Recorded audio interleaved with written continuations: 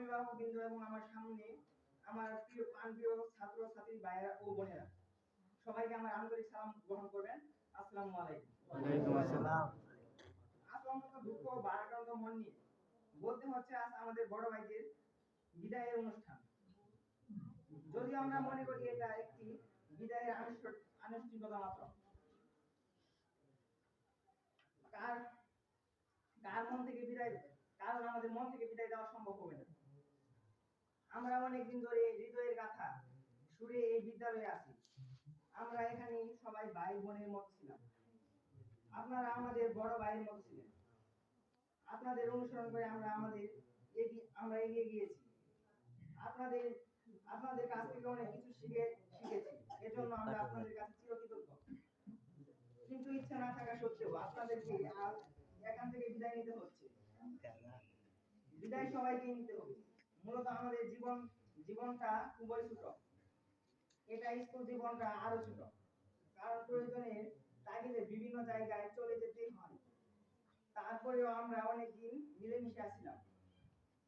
শীতের শিশির বিন্দু মতোই বেলা ওঠার সাথে সাথে মিলে যায়। আমাদেরও খুব শীঘ্রই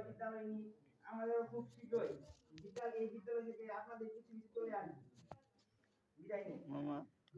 আজ শিক্ষা জীবনে একটি অধ্যায় সমাপ্ত করে পরে আরেকটি অধ্যায় পা রাখার উদ্দেশ্যে আপনারা এই বিদ্যালয় ত্যাগ করছেন। আপনাদের জন্য আমাদের দোয়া ও শুভকামনা থাকবে। আপনারা সাফল্যের জন্য শিখরে পদার্থ করে করণীয়, আপনারা যেন ভবিষ্যতে শিক্ষা জীবনে আরো উন্নতি করে দেশ ও জাতি গঠনে ভূমিকা রাখতে পারে। আমরা আপনাদের চলার পথে আমরা আপনাদের দেখানো পথ ধরে এগিয়ে যেতে চাই। এছাড়া এখানে আপনাদের